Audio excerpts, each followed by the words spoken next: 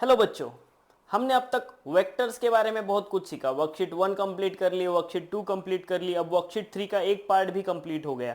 थोड़ा सा गैप हो गया वीडियो में, तो मैं थोड़ा सा रिवाइज कर देता हूँ आपको। हम सीख रहे हैं वेक्टर्स वर्कशीट 3, इसका पार्ट 2 सीख रहे हैं, पार्ट 2। ठीक है, वेक्टर्स वर्कशीट 3 पार्ट 2। अब मैं थोड़ा सा रिवाइज कर देता हूं, हमने अब तक क्या क्या सीखा, क्या क्या फॉर्मूलेज हैं। देखो ध्यान से, रिजोल्यूशन ऑफ वेक्टर के बारे में है ये सब। तो सबसे पहले वेक्टर एडिशन की बात करेंगे। सपोज ये है वेक्टर p, ये है वेक्टर q, और पैरेललोग्राम लॉ के हिसाब से अगर मैं इसका रिजल्टेंट निकालूं, पैरेललोग्राम लॉ हम कब यूज कर सकते हैं? जब हम वेक्टर को टेल टू टेल या फिर हेड टू हेड ज्वाइन करें। देखो q की टेल इधर है, p की टेल इधर है, तो टेल टू टेल ज्वाइन है वेक्टर। तब मैंने क्या किया, p को पैरेलल एक लाइन खींची, q को पैरेलल एक लाइन खींची, और जो भी इंटरसेक्शन मिला उसको जोड़ दिया। ये बन गया मेरा रिजल्टेंट r, है ना। p एक वेक्टर था, q एक वेक्टर था, मुझको मिल गया रिजल्टेंट r। अगर मुझको मैग्नीट्यूड चाहिए ऑफ r, मतलब सिर्फ r चाहिए, r का मैग्नीट्यूड, कोई एक नंबर, r की लेंथ कितनी है, अगर ऐसा पूछा गया है तो मैं फॉर्मूला क्या लगाऊंगा, under root of p square plus q square plus 2pq। अब अगर angle between p and q है थीटा, देन वो हो जाएगा कॉस थीटा। ये हमने सीखा था, है कि नहीं।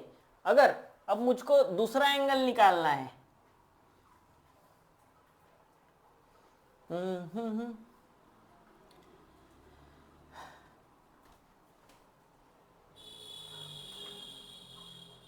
अगर मुझको अब सपोज अल्फा और बीटा की वैल्यू निकालनी है, ये है p, ये है q, ठीक है। इसका रिजल्टेंट निकल के आया ये r, suppose this is the resultant, ये r रिजल्टेंट है, और ये रिजल्टेंट जो है q के साथ में सपोज अल्फा एंगल बना रहा है, q के साथ में अल्फा एंगल बना रहा है। तो अगर मुझको अल्फा पूछा किसी ने, तो मैं किस फॉर्मूले से निकालूंगा, tan alpha is equal to, बोलो, अल्फा पूछा है तो p बोलोगे, उसका उल्टा एंगल लो, उसका उल्टा वेक्टर लोगे, p साइन थीटा, नीचे लिखोगे p कॉस थीटा, और इसमें q ज्वाइन कर दोगे। ये p क्या है, p वेक्टर का मैग्नीट्यूड, ये q क्या है, q वेक्टर का मैग्नीट्यूड। और सपोज p के साथ रिजल्टेंट बना रहा है बीटा, तो tan बीटा की वैल्यू क्या हो जाएगी, अब बीटा मतलब q लेना पड़ेगा, q sine theta upon p plus q cos theta. यहां तक हमने फॉर्मूलेज देखे थे, कुछ बच गया है क्या, देख लेता हूं। ये हो गया, ये हो गया, ये हो गया, ये हो गया, ठीक है। अब कुछ तो बचा नहीं है ना। हमने डायरेक्शन भी देख ली, हमने मैग्नीट्यूड भी देख लिया।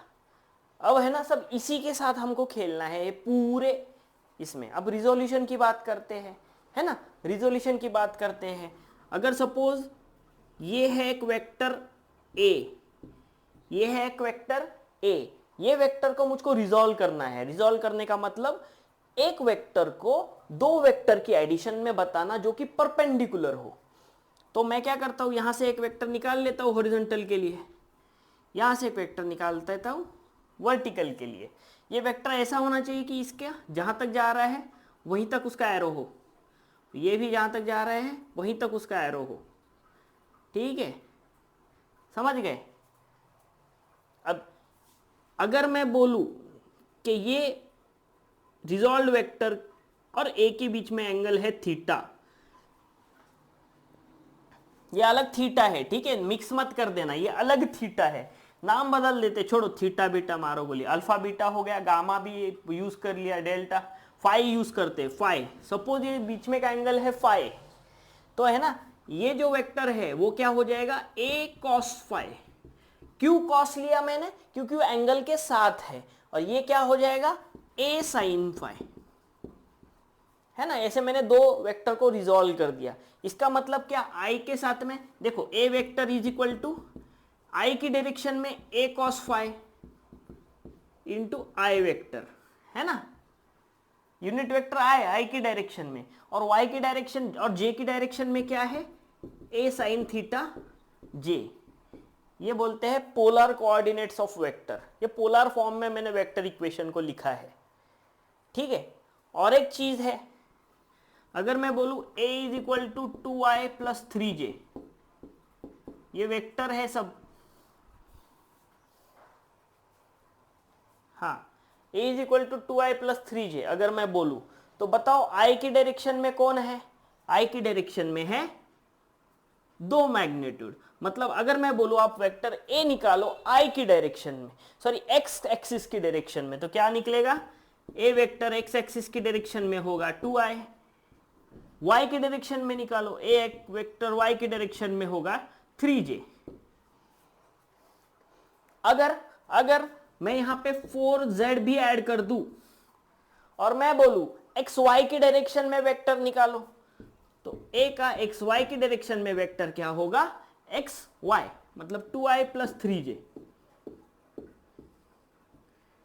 एक्स वाई प्लेन में वेक्टर निकालो तो 2i plus 3j, X Y plane में वेक्टर निकालो तो बस x और y का लेना है, z को छोड़ देना है। तो ये सब हमने सीखा है, ओके। अब मैं रफ करता हूं और सम के ऊपर चलता हूं। चलते हैं हम अभी सिनॉप्सिस सॉल्व करने के लिए। देखो फॉर्मूलेज बढ़ते जाएंगे, बट आपको है ना हार नहीं मानना है, मैं बता रहा हूं। क्लास 9th जो है उनके बहुत ज्यादा वीक रह गए हैं कंसेप्ट्स। मैं नहीं चाहता कि आपके साथ भी सेम हाल हो, इसीलिए 8 से ही मैं तैयारी कर रहा हूँ। 8 से हम एकदम जोर से पढ़ाई करेंगे और उसकी वजह से हमारा 9th अच्छा हो जाएगा। 9th में तो बहुत बड़े बड़े चैप्टर्स है आपको, ठीक है। वहाँ पे ट्रिग्नोमेट्री भी आ जाएगा, वहाँ पे बाइनोमियल थ्योरम आ जाएगा, मतलब सब कुछ वहीं पे आ जाएगा, इंटीग्रेशन डेरिवेटिव तक है वहाँ पे। तो हमारा जो कोर्स है फाउंडेशन वो बहुत हार्ड होने वाला है आगे जाके। तो अभी से अच्छे से तैयारी कर लो। एक एक लेसन कंप्लीट करने में बहुत टाइम लग रहा है, स्टार्टिंग में प्रॉब्लम होगा आपको, बट जब आप फिर रिपीट करोगे इसको 11th 12th में, तब आपके लिए बहुत इजी हो जाएगा बाकियों से। तो अभी मेहनत करो, आपकी लाइफ आगे आसान हो जाएगी। चलो हम स्टार्ट करते हैं। क्या स्टार्ट करें, कौन सा क्वेश्चन चल रहा था मेरा लास्ट, हाँ मैट्रिक्स मैच चल रहा था। तो देखेंगे मैट्रिक्स मैच, क्वेश्चन नंबर 1 ले लेते हैं। Question number 11, matrix match the angle between A and B if. हमको मेन क्वेश्चन दिया है, find the angle between A and B if. ठीक है, ये वेक्टर्स के ना बहुत ज़्यादा शॉर्टकट्स है, तो ठीक है आप पहले अच्छे से सीख लो, हम शॉर्टकट भी सिखाएंगे बट टाइम पे, इट्स नॉट नाउ। अभी आप है ना बेसिक अच्छे से कर लो। चलो तो मुझको फर्स्ट कंडीशन दी है, find the angle between A and B if, condition number 1, if a minus B is equal to C, vector a minus vector b is equal to C. Video pause करो, solve करो, ठीक है। मैं अभी solve करके बता देता हूं आपको। Vector a minus B is equal to c, ये एक कंडीशन है, और इसी के साथ साथ और एक कंडीशन दी है, a minus B is equal to c, a minus B is equal to c. ये दो कंडीशन है। इस कंडीशन का मतलब क्या है, vector a minus vector b vector c के बराबर है, और magnitude of vector a minus magnitude of vector b is equal to magnitude of vector c। ये गिवन कंडीशन है। तो चलो हमको एंगल ढूंढना है, एंगल बिटवीन टू वेक्टर्स हम कैसे ढूंढ सकते हैं। तो देखो मेरे हिसाब से तो ये ऐसे सॉल्व होना चाहिए। फॉर्मूला हम यूज करेंगे, रिजल्टेंट जो भी होता है दो वेक्टर का, वो क्या होता है, पहले वेक्टर का स्क्वायर p का स्क्वायर प्लस सेकेंड वेक्टर का स्क्वायर। अब माइनस अगर है तो माइनस के लिए लगाएंगे minus P Q cos theta. Simple सा फॉर्मूला है। ये कब लगता है फॉर्मूला, जब यहाँ पे p हो यहाँ पे q हो और दोनों के बीच में का एंगल हो थीटा, तब रिजल्टेंट हमको मिलता है इस फॉर्मूले से। ये रिजल्टेंट है। तो रिजल्टेंट ढूंढने के लिए ये फॉर्मूला है, तो उससे थीटा भी मिल जाता है ना। तो चलो हम पुट करते हैं अभी और सॉल्व करते हैं इसको। जल्दी से आप भी पुट करो मेरे साथ, ठीक है, टाइम पास मत करो बैठे बैठे मस्त गादी पे सोते सोते पढ़ रहे हो, ऐसा नहीं करना है। पेन पेपर नोटबुक बुक सब कुछ लेके बैठना है और सॉल्व करना है, तभी आपका फायदा होगा, ठीक है। अब लास्ट के कुछ दिन बचे हैं, ठीक है, अच्छे से पढ़ाई कर लो बच्चों, ओके। इसीलिए मैंने वार्निंग भी दी थी आपको कि भाई जो अच्छे से नहीं पढ़ेगा उसको क्लास से निकाला जाएगा, ठीक है। अच्छे से पढ़ो, आने के बाद में एग्जाम अच्छे से देनी है ना। रिजल्टेंट हमको फर्स्ट इससे मिल रहा है, ये फर्स्ट कंडीशन से हम यहां पे पुट करेंगे। रिजल्टेंट क्या है, सी है ना, रिजल्टेंट क्या है, सी है, और दो वेक्टर कौन से, ए और बी है। तो मैं पुट कर देता हूं, पी के जगह पे ए डालूंगा, a square minus B square minus 2 होता है यहाँ पे 2pq कॉस थीटा की वैल्यू दी है क्या, उन्होंने नहीं दी है, मैं थीटा ही तो निकालना है सर। और ये पी क्यू की जगह पे ए बी लिखी है ना सर, पी जो मतलब ए है, क्यू मतलब बी है, ठीक है। अब मैं दोनों साइड स्क्वायर कर लेता हूँ, c square is equal to under root, sorry under root कहाँ से आएगा, a square minus B square minus 2ab cos theta. अब हमको दी गई हथियार का यूज करेंगे, ये हथियार है हमारा। सी के जगह पे ए माइनस बी पुट करो, सी के जगह पे ए माइनस बी पुट करो, सी के जगह पे ए माइनस बी मैंने पुट कर दिया है ना, सी के जगह पे ए माइनस बी, तो सी स्क्वायर की जगह पे ए माइनस बी स्क्वायर हो जाएगा, is equal to A square minus B square minus 2ab cos theta. अब अगर मैं इसको एक्सपांड करूं, एक्सपांड करना आता है ना, a minus B square is equal to A square plus B square minus 2ab cos theta मत बोलना, ठीक है। A minus b whole square का फॉर्मूला होता है a square plus B square minus 2ab is equal to A square minus B square minus 2ab cos theta, है ना। ये माइनस है क्या, प्लस है, plus plus plus plus, A square cut a square cut, B square cut B square cut, बचा क्या, minus 2ab is equal to minus 2ab cos theta.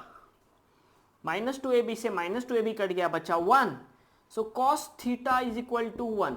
Cos theta 1 कब होता है, 90 डिग्री पे, तो यहां पे मुझको थीटा मिल गया 90 डिग्री। 90 डिग्री का मतलब π/2 रेडियन। देखो ऑप्शन में क्या चूज हो रहा है, ऑप्शन में π/2 रेडियन दिया है, एस फर्स्ट ऑप्शन π/2 रेडियन। ऐसे हमको हर एक ऑप्शन के लिए करना है, ऐसे हमको हर एक ऑप्शन के लिए करना है, और मैं अभी करके दिखाता हूं, ठीक है। फास्ट में करूंगा थोड़ा सा, ये अभी रफ कर देता हूं मैं, पहला था तो मैंने स्लो किया, बाकी आप वीडियो पॉज करके देख लेना, रफ कर दे रहा हूं, ठीक है। अब बस कंडीशंस बदलेंगे, ठीक है। मैं फॉर्मूला बार बार नहीं लिखूंगा, हम डायरेक्टली सॉल्व करेंगे। सेकेंड दिया हुआ है condition a plus B is equal to c, a plus B is equal to सी दिया हुआ है। आप भी मेरे साथ सॉल्व करो, a minus B is equal to सी दिया हुआ है, ठीक है। ये सेकेंड कंडीशन है। चलो सेकेंड कंडीशन के हिसाब से हम करते हैं अभी सॉल्व। तो मुझको पता है आर की जगह पे मैं सीधा सीधा ए माइनस बी लिखने वाला हूँ, बट यहाँ पे लिख देता हूँ, ठीक है। C square is equal to A square plus B square plus, plus है तो प्लस लिया, प्लस है तो प्लस लिया, प्लस है तो प्लस लिया, 2ab कॉस थीटा। अब 3 बार बोल दिया, ठीक है, प्लस है तो प्लस लिया। तो सी के जगह पे मैं डाल रहा हूँ ए माइनस बी, सी के जगह पे मैं डालूंगा ए माइनस बी, देख लो ध्यान से, a minus B square is equal to A square plus B square plus 2ab cos theta, ठीक है। अब क्या क्या कटेगा देखते हैं, a square plus B square minus 2ab is equal to A square plus B square plus 2ab cos theta, है ना। ए स्क्वायर कट गया ए स्क्वायर से, बी स्क्वायर कट गया बी स्क्वायर से, minus 2ab is equal to 2ab cos theta, 2ab से 2ab cut गया, बचा cos theta is equal to -1। पिछला क्या आया था हमारा, 0 1 आया था ना, कॉस साइन 0 0 कॉस 0 1 होता है ना बच्चों, पिछले इसमें गलती कर दी हमने, कॉस 0 1 होता है, cos theta is equal to 1 आया था, थीटा इज इक्वल टू 90 लिख दिया मैंने गलती से, पिछले इसका आंसर 0 डिग्री है, पिछले इसका आंसर 0 डिग्री है आर, ठीक है। अब यहां पे क्या आएगा, कॉस थीटा -1 है तो theta is equal to 180 degree आएगा, नहीं सही है, theta is equal to 180 degree आएगा। भाई लर्न करते चलो, ठीक है। कंफ्यूजन होता है, पहले सम का answer theta is equal to 0 degree है, ठीक है, कॉस थीटा 1, ठीक है, कब होगा 0 डिग्री पे, ठीक है, -1 कब होगा 180 डिग्री पे, ठीक है। सेकंड क्वेश्चन सॉल्व हो गया, मैं सॉल्व करता हूं।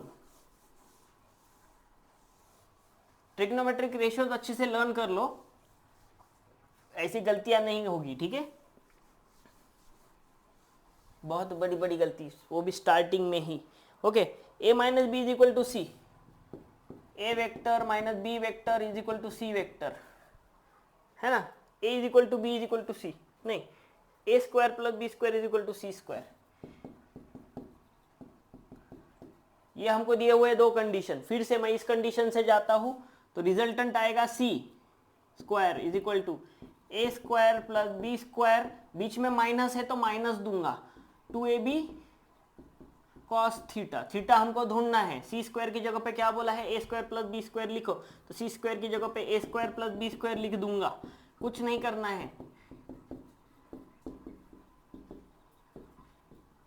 देखो कैसे सॉल्व हो रहा है, फास्ट फास्ट, है ना। यहाँ पे क्या बचेगा, सब कुछ कटने के बाद इधर 0 बचता है, ठीक है। कब 0 बचेगा, कब 1 बचेगा, ये समझता है ना, है ना। ये कट नहीं गया, ये मैंने माइनस ए स्क्वायर बी स्क्वायर किया दोनों साइड, इसलिए वहां पे 0 बचा, जब डिवाइड करूंगा तब 1 बचेगा, ठीक है। तो ये भी उधर जाके 0, सो कॉस थीटा 0 कब होगा, अब बताओ, अब आएगा 90 डिग्री, अब theta is equal to 90 degree आएगा, इज इक्वल टू π/2 रेडियन।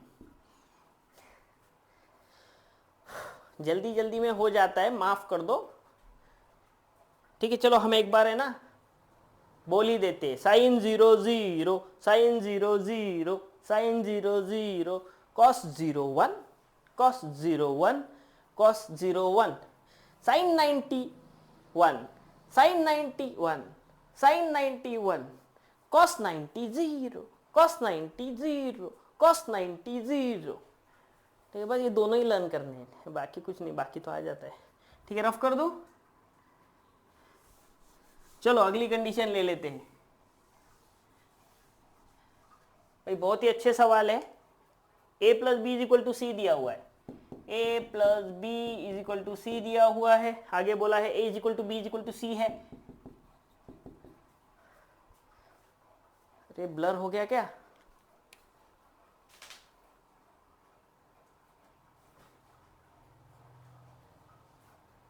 हाँ हो गया, ठीक है। लॉगिटेक कैमरा भाई साथ दे थोड़ा, ठीक है। अब कंडीशन ये है, तो मैं हमेशा की तरह से ये जो इक्वेशन है इस पर से लिखूंगा, C square is equal to A square plus B square, plus है तो प्लस लूंगा। अब सी दिया हुआ है, ए लिखो या बी लिखो, दोनों में से कोई भी लिखो, तो मैं क्या करता हूं, सी को ए लिखता हूं, बी को भी ए ही लिखूंगा, ठीक है। आप बी लिख लो या फिर सबको सी लिख दो, आपकी मर्जी, मैं सबको ए लिखता हूं, A square is equal to A square plus A square plus 2a cos theta, इसको ए मत लिख देना, ठीक है। ए स्क्वायर से ए स्क्वायर नहीं, हमको सारे ए स्क्वायर को काटना है। देखो ए स्क्वायर ए स्क्वायर ए स्क्वायर कॉमन ले लेता हूं, ले लिया, यहां से बचा 1, यहां से बचा 1, यहां से बचा 2 कॉस थीटा। देख लो भाई क्या कर रहा हूं, ध्यान से देखो, ए स्क्वायर ए स्क्वायर ए स्क्वायर मैंने कॉमन निकाल लिया, अब ए स्क्वायर कटेगा और 1 बचेगा, क्योंकि डिवाइड होगा ना वो इधर जाके, तो बचा 1 is equal to 2 plus 2 cos theta, है ना। अब 2 इधर गया, माइनस माइनस 1, तो 2 cos theta is equal to -1, cos theta is equal to -1/2। Cos theta -1/2 कब होगा?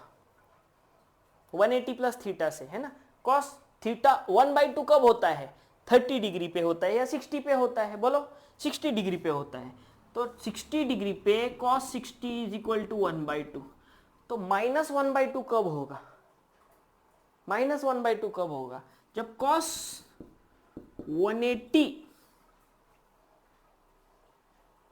180 माइनस थीटा इवन मल्टीपल होगा तो चेंज नहीं होगा।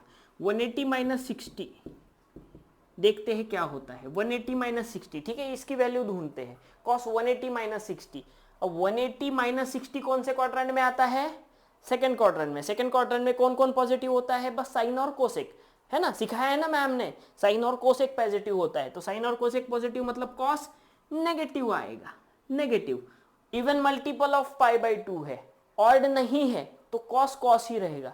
तो ये आंसर आएगा माइनस कॉस 60, और कॉस 60 की वैल्यू हमको अच्छे से पता है 1/2, तो आ गया -1/2। तो 180 माइनस 60 क्या होगा? 120। Very good, 120 degree. अब इसको अगर हमको रेडियन में कन्वर्ट करता है तो कैसे करेंगे?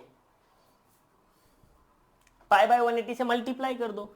120 इंटू π/180 रेडियन हो गया, है ना। 0 से 0 गया, 3 4 12, 3 6 18, 2/3 बचा, 2π/3 रेडियन। कैसे आया ध्यान दिया क्या? ठीक है, मैंने वो भी समझ में अच्छे से पढ़ा दिया, ठीक है। ये कैसे लाना है माइनस, ठीक है। ये एक ही एंगल नहीं है बच्चों, और एंगल है इसमें। 360 ऐड अगर करते गए ना तो भी सेम ही आएगा, -1/2 ही आएगा। 360 मतलब 2π ऐड करते जाओ, ठीक है। वैसे फोर्थ क्वाड्रेंट में कॉस पॉजिटिव होता है ना, तो वहां भी मैं ला के दिखाता आपको। थर्ड क्वाड्रेंट में मिल जाएगा और एक एंगल मिलेगा -1/2 वाला। तो वैसे बहुत सारे एंगल्स होते हैं, हमको एक एंगल मिला है और हमको ऑप्शन भी मैच हो गया है, तो we are done here. Tough है ना, ठीक है, कुछ नहीं होता, हो जाएगा धीरे धीरे धीरे धीरे। हम बार बार बोल बोल के आपके दिमाग में बिठा देंगे। जरूरत है सुनने की, ध्यान से सुनो, बस सुनते रहो। बाकी बच्चे भी तो कर रहे हैं ना, वो क्या कुछ और खाते हैं क्या? वो भी तो वही खाते हैं जो आप खाते हो।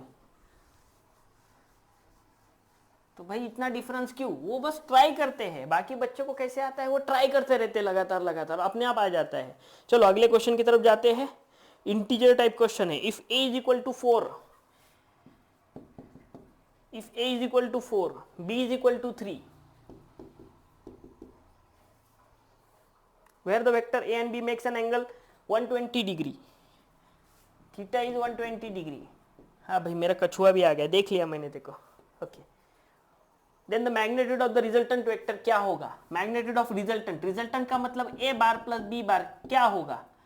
r होगा।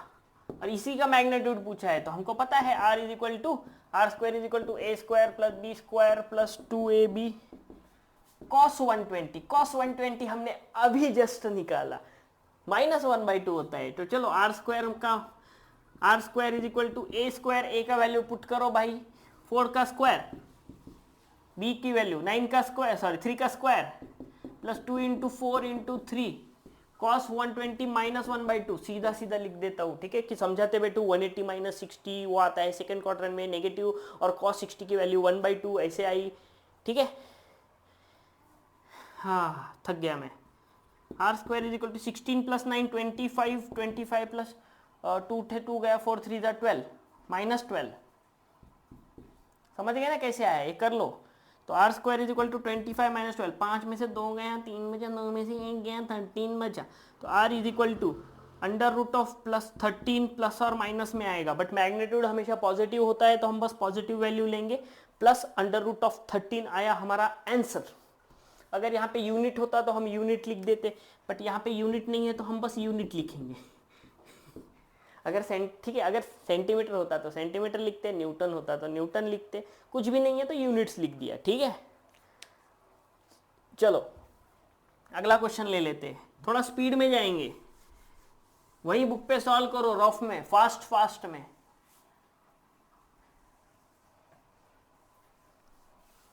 दो तीन ही फॉर्मूले वही बार बार रिपीट हो रहे हैं।